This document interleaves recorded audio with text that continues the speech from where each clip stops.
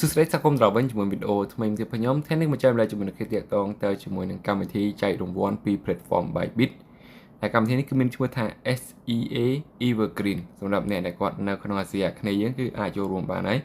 ហើយការចូលរួមគឺអត់មានអីពិបាកទេសម្រាប់អ្នកដែលគាត់អត់ទាន់មាន account Bybit សោះអ្នកគ្នាអាចមកចូលរួម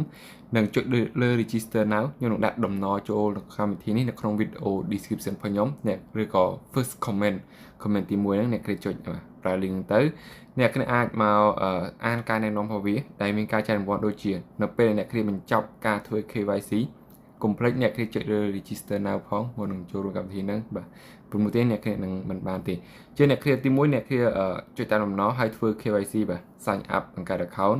ហើយធ្វើ KYC រាល់អ្នកគ្នាទទួលបានរង្វាន់សម្រាប់ការជួញដូរកាក់ cryptocurrency ចំនួន$1ហើយបើសិនជាអ្នកគ្នា deposit ដំបូងគេបាទអ្នកគ្នាបង្កើត account ថ្មីហើយអ្នកគ្នាអត់ទាន់ដែរដាក់កាក់ USDT សោះអ្នកគ្នាដាក់ពឹបអ្នកគ្នាដាក់ប្រាក់ចាប់ពី$20ឡើងទៅអ្នកគ្នាទទួលបានប្រាក់រង្វាន់បន្ថែមសម្រាប់ការជួញដូរបាទ$4បន្ថែមទៀតទៅលើកន្លែងហ្នឹងមួយទៀតបើសិនជាអ្នកគ្នាដាក់លើសពី$100ឬក៏$100ឡើងទៅអ្នកគ្នា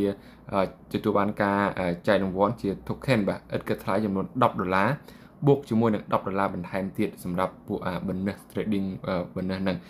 បើអ្នកគ្នា deposit តាម P2P គឺបាន$បន្ថែមណាជាហ្នឹងចឹងអ្នកគ្នា trade លើសពី$100អ្នកគ្នាទទួលបាន$10ហើយបើសិនជាអ្នកគ្នា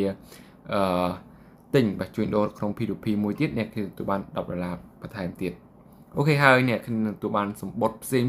នៅពេលអ្នកគ្នាចូលកន្លែង register ណាទៅវាឲ្យអ្នកគ្នាមានជាថាសឲ្យអ្នកគ្នាចូលរួមអញ្ចឹងអ្នកគ្នាចូលតាមថាសទៅបំពេញតាមថាសនីមួយវាអ្នកគ្នាទទួលបានសម្បត្តិហើយសម្បត្តិហ្នឹងអ្នកគ្នាអាចយកវាមកចាប់រង្វាន់ផ្សេងបានផងដែរអូខេហើយអ្នកគ្នាអាចមកអានទិន្នន័យតួលេខបន្ថែមខាងក្រោមនេះបានផងដែរបាទនេះជាតកតងនឹងភាសាអង់គ្លេសនៅក្រោមអ្នកគ្នាអាចមកចុច spin ខាងក្រោមនេះនៅពេលអ្នកគ្នាចូលរួមហើយអ្នកគេ